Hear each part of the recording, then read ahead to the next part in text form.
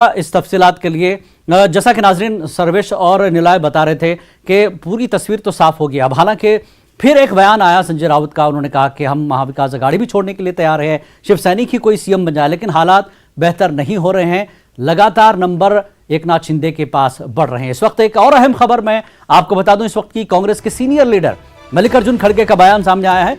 महाराष्ट्र में हुकूमत गिराने की पूरी कोशिश हो रही है। यह बीजेपी हुकूमत का खेल है और बीजेपी कर रही है। खड़गे ने कहा कि वो तोड़ मोड़ कर हुकूमत को हटाना चाहती है। महाविकास अघाड़ी एक मजबूत हुकूमत है, इसको बीजेपी तोड़ मोड़ कर हुकूमत हटाना चाहती है। बड़ा बयान। और एक अहम खबर और आपको इस वक्त बता दें, महाराष्ट्र से गोवा के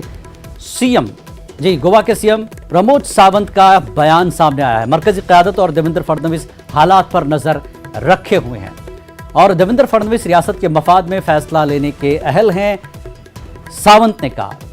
बड़ी खबर इस वक्त की महाराष्ट्र सियासी बहरान को लेकर गोवा के सीएम प्रमोद सावंत का बयान सामने आया है। इस वक्त मरकज और फडणवीस हालात पर नजर रखे हुए हैं।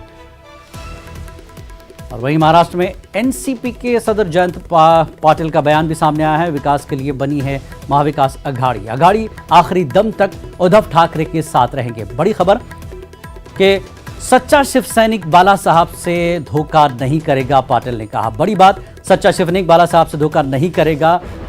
और वहीं नाना पटोले का भी बयान सामने आया है। हम महाविकास अघाड़ी हुकूमत के साथ हैं। कल मैं उद्धव जी से मिला था, मैंने कहा कि जो आप कहेंगे हम करने को तैयार है। यानी कांग्रेस और एनसीपी उद्धव ठाकरे के साथ अभी भी खड़ी है। सिर्फ बीजेपी को दूर रखने के लिए हम साथ आए थे। शिवसेना मुस्तकबिल में कुछ कहीं जाए या उनके मर्जी है। और वहीं ममता बनर्जी का भी बयान आया है कि एक दिन आपको जाना है, कोई आपकी पार्टी को भी तोड़ सकता है।